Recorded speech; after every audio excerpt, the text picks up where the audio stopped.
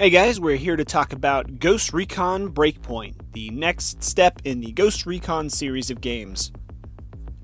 Now, I had a really great time with Ghost Recon Wildlands, and that's actually my first entry into this franchise, so this is kind of exciting for me. It's a follow-up. There are a couple of things that make me possibly worry about it, but we'll get to those at the end. The general information is it's pretty much just like Wildlands. There's going to be a giant, persistent open world. You're going to have co-op available you'll be able to play from 1 to 4 players, just like the last one. No AI, though. The team did say this is going to be bigger than anything else they have done before. Don't know if that means size. Well, it might mean size-wise. I don't know. They give us a little hint, but again, we'll get to that later, too. But this game takes place on an archipelago, a series of islands out in the Pacific somewhere, called Aroa. Just some of the notes from the hour-and-a-half long live stream. I took some notes of the highlights. 11 biomes, some of them lush rainforests, that's of course to be expected. Snowy peaks, there's also Arctic peaks, I don't really know if those are different, probably not. Barren deserts, dramatic fjords, and futuristic cities. Now, you do get a glimpse of the cities, and you get a glimpse of pretty much all of them in the trailer. They did say that the main island that we're going to get to see is going to be just as big as the old Wildlands game, and the future islands will be added with incoming content. Now these futurist cities look kind of high-tech, near-future sci-fi, almost like a utopian type place.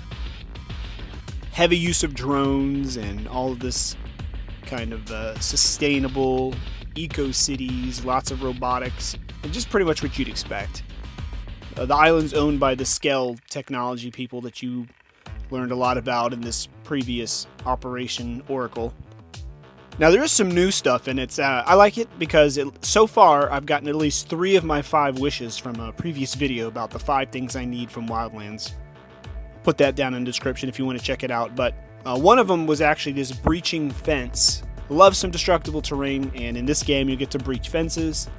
How much further that goes, I don't know, but it's a step in the right direction. They're also going to have more realistic AI. Just kind of watching in the video, everything looks more purposeful, and the devs in the live stream said the AI is going to be constantly on patrol looking for you.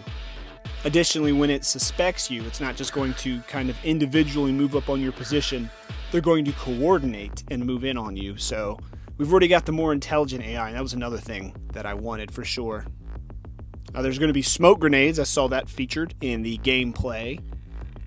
Carrying injured and fallen teammates, also hiding dead bodies. That was another one those are my 3 so far that I wanted on my wish list.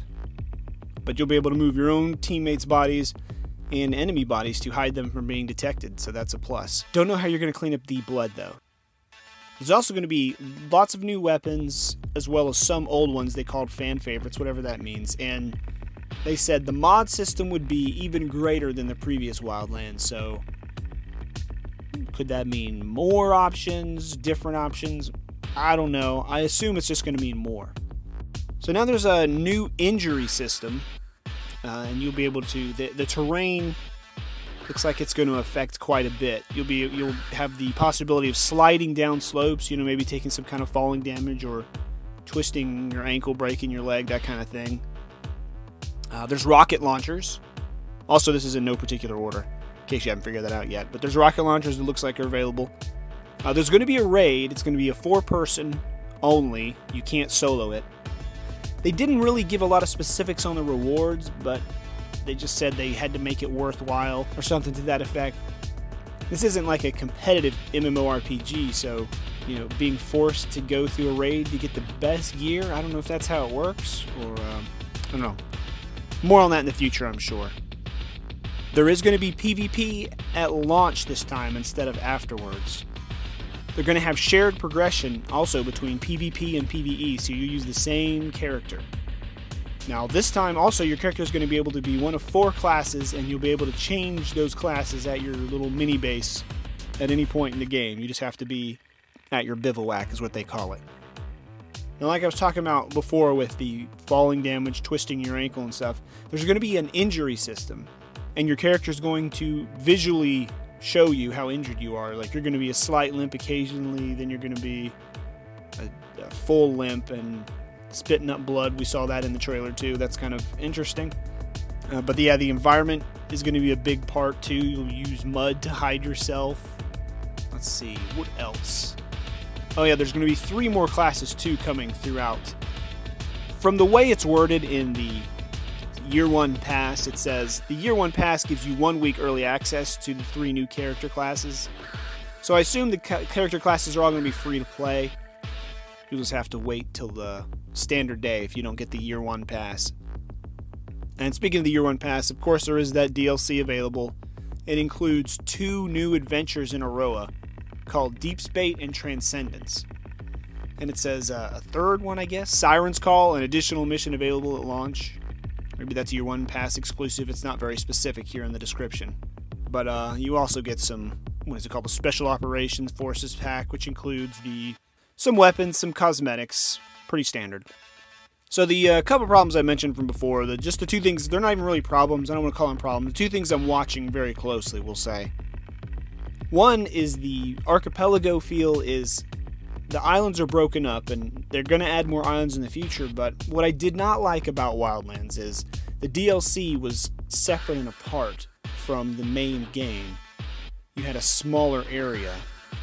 So I feel like they're doing the same thing, they're just calling it an archipelago instead of DLC. I'm not crazy about that idea, but we'll see how it works in practice. I'm certainly willing to give it a shot. The other thing is the survival mechanics. What I liked about Ghost Recon was just how fluid and dynamic everything was. I mean, you could do anything.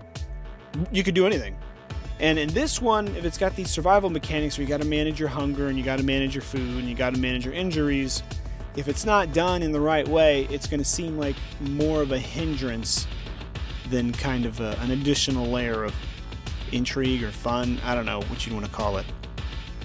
Again, they could have the best perfect implementation, so I'm not really calling these problems. These are just the 2 big things with what I know that I'm keeping my eyes on. So tell me in the comments below what you're either looking forward to most or are watching the hardest to make sure they get it right this time. As always, thanks for listening, guys. Likes are great. Don't forget to subscribe, and we'll talk later.